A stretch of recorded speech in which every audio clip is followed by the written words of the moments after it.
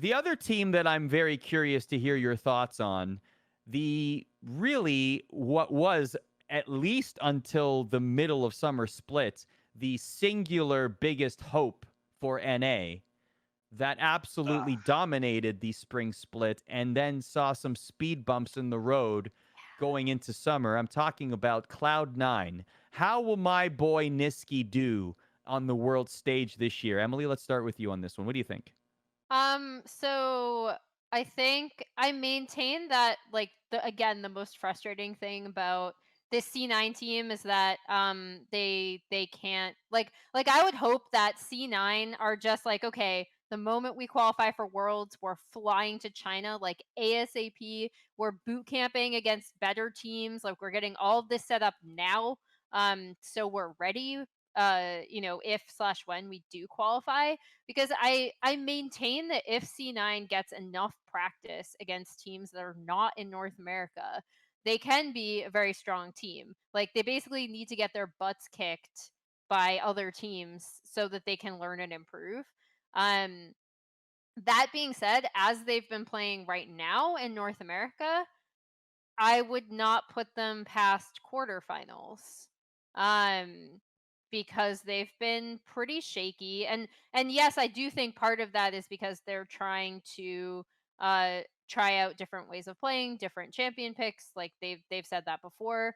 But I also think that to some extent other teams have kind of tried to figure out what they want to do and really started attacking Niski specifically, because I think he's definitely like the backbone of what C9 wants to do.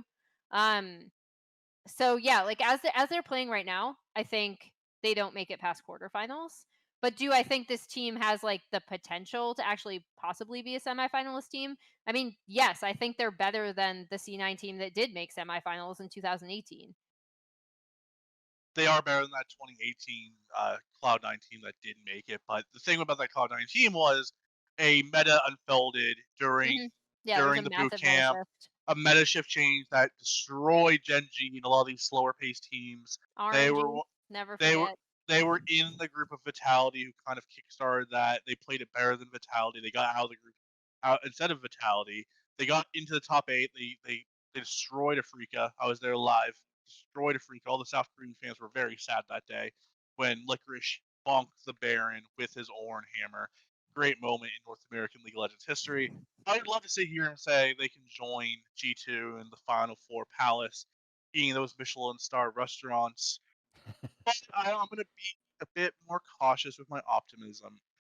I do think they make it out of groups. I do firmly believe they make it out of groups. I do think a lot of their follies, the split, have been complacency. I do think they have felt like they are by far the best team in North America. I think they still believe that even in their hearts of hearts right now, even when they aren't doing the best and they statistically aren't the best team. If Team Liquid is number one, I do think they believe they are by far the best team. And I do believe they will still win the summer championship. And I do think at groups, give them time, get into the bubble, get to play those damn ones and the DRXs if DRX makes it, maybe, hopefully. The top esports and the JDGs. I do think they can learn in a quick enough time and develop. And I believe in Rupert. I think at the end of the day, it's all about Rupert, right? Where if you give Rupert a month in the bubble, do you trust him to lay out the best strategies and plans for C9 to make it out of groups? I think they have the roster to do it. I think they have the talent to do it. And I think they have the coach to do it. Well, it is, I, and as jokey and as fun as we say this team is, they they're serious. They're they very so serious. want to just get Yeah. out of NA and play other Yeah. teams. Like I remember when I tweeted how sad it was, like mid-season, Licorice favorited my Yeah. tweet, and I was like, yeah, Yeah. like this is a team that like wants to improve. Like they Like, desperately want to get better. and not only that, like I even asked a couple of them in interviews, just concerns. Like, okay, even before we knew that this was going to be in a Shanghai bubble, I mean Worlds. I've been asking players all split.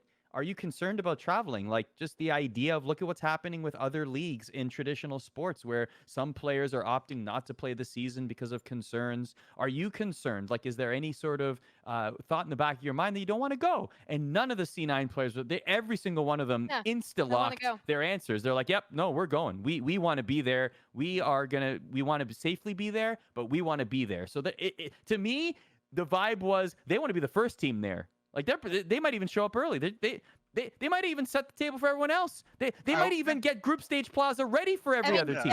Jack has a history of like that's a history. They do it buying every year. plane tickets. Yeah, like he's just like, we're going. Like we've got this. Like we're getting on the plane Yep. as soon as we qualify. Yep. Yeah. And I So hope they do that too. I I think hope they that's have the what they do this year. visas. If they have the visa set and they qualify, I hope they're on the flight that very same night to Shanghai. Yeah. Because all it's a good thing is where they don't have to travel. They don't have to boot camp in Korea. They don't have to do anything. The boot camping is going to happen in the same area for everyone else. They're going to get to China and they're hopefully going to get 3 weeks to a month of pure just grinding, playing solo queue, playing against the best teams in the world. And I do think a player like Blabber, and I've said this many times before, I think Blabber has the highest ceiling of any North American player of all time. And I will stand behind that. I do think his ceiling is the highest of any player we've ever had in North America. If he gets that time to play against those junglers, he gets the time with him and Niski and them. These guys get to play against the best of the best. I do think they want this enough that they are going to grind the hell out of the bubble. I think complacency has bit them in the behind this summer split. I still believe in them in this bubble. And believing them is top 8. And I'm not thinking like, oh, they're going to make the World Finals. They're going to make a dream happen. They're going to do a God Gilius. I'm not going full Arda here. I'm not going to believe in Santa Claus being real. Santa Claus isn't real. Leprechauns are fake. Joy in the world is very fleeting. Everyone dies. Life is sad. And the same thing with C9 is North America. I'm hoping for a top 8. That's what I'm believing in. Yay! I think they can do it.